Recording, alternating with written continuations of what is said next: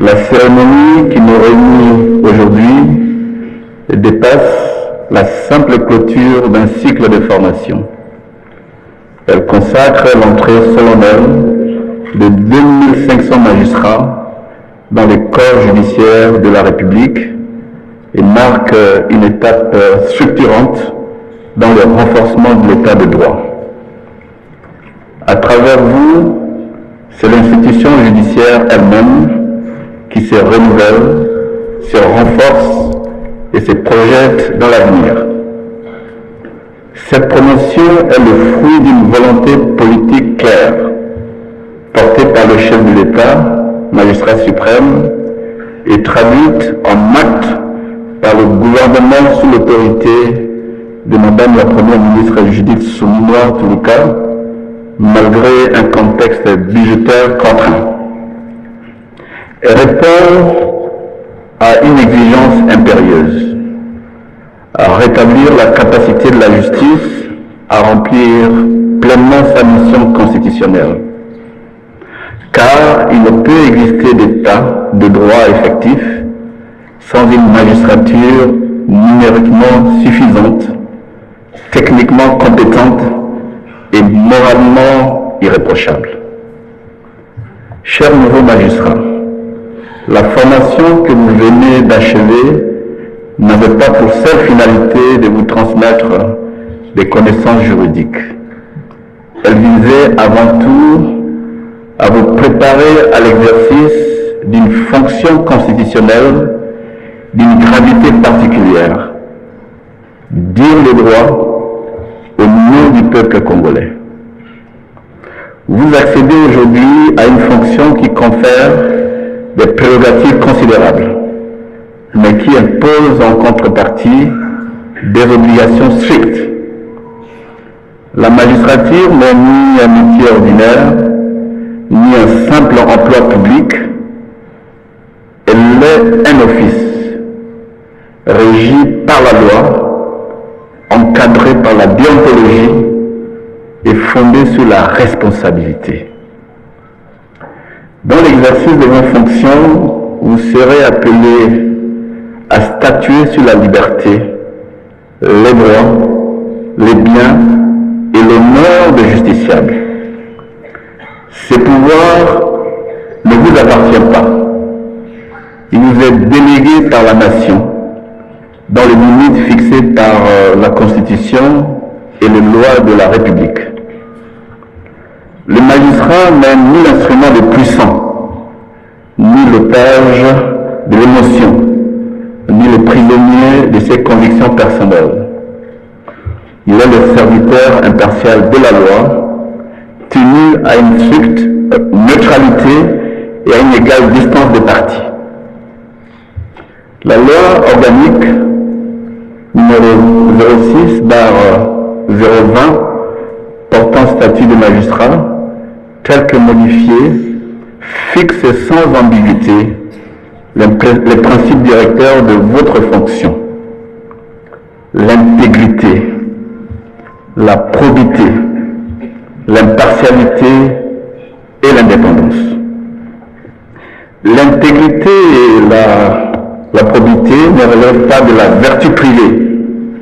Elles constituent une exigence fonctionnelle indispensable à la crédibilité de la justice. L'impartialité commande non seulement l'absence de parti pris, mais également l'apparence d'équité, condition essentielle de la confiance du justiciable. L'indépendance, enfin, n'est ni une immunité, ni un privilège. Elle est une garantie institutionnelle offerte aux citoyens contre toute forme d'arbitraire. Chers nouveaux magistrats, vous serez confrontés à des pressions, à des tentatives d'influence, parfois à des menaces, même physiques, aussi enfin à des séductions. Ces épreuves font partie de la réalité judiciaire. Elles ne sauraient toutefois justifier le renoncement aux principes qui fondent votre serment. La lutte contre la corruption, contre les trafics d'influence et contre lenteur injustifiée de la procédure constitue aujourd'hui une obligation déontologique, mais aussi une exigence de performance institutionnelle. Votre promotion s'inscrit également dans une dynamique de modernisation de la justice. La transformation numérique, la rationalisation des procédures, la célérité du traitement des affaires et la transparence des décisions ne sont plus des options et sont devenues des impératifs de la gouvernance judiciaire. Il nous appartient d'être non seulement des praticiens du droit, mais aussi des acteurs de cette mutation par votre rigueur méthodologique, la qualité de vos décisions et le respect scrupuleux des délais légaux. Je tiens à saluer le rôle déterminant du Conseil supérieur de la magistrature et le leadership de son président et l'engagement du corps réformateur. En mettant l'accent sur l'éthique et la déontologie, vous avez rappelé que la compétence technique ne saurait suppléer à l'absence de la rectitude morale. L'affectation prochaine de ces 2500 magistrats permettra de répondre de manière concrète aux défis criants du personnel judiciaire observé dans plusieurs juridictions du pays et aussi sur le terrain. Récemment, j'ai fait un voyage à Kabea Kamanga et j'ai vu exactement qu'il y avait un problème de désert judiciaire et surtout de rapprocher la justice du justiciable. Le gouvernement, à travers le ministère de la Justice, demeurera un partenaire institutionnel constant pour accompagner cette montée en puissance et garantir les conditions matérielles et organisationnelles de l'exercice de vos fonctions.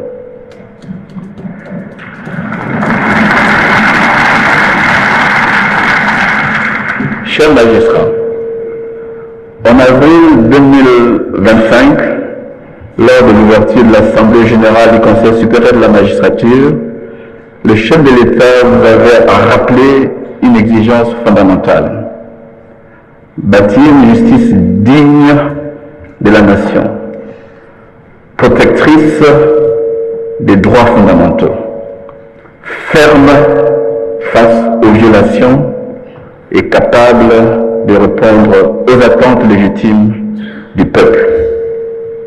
Cette exigence est désormais la vôtre. Puisse votre carrière être guidée par la loi, éclairée par la conscience et protégée par l'honneur. Puisse Dieu bénir la justice, puisse Dieu bénir la République démocratique du Congo. Je vous remercie.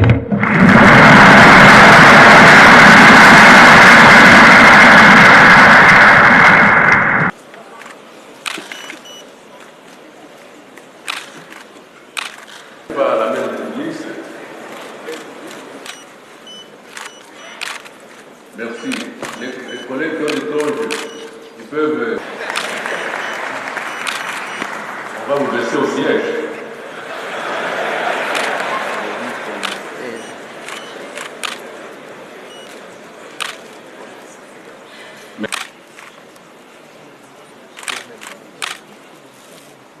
Madame la Première Présidente.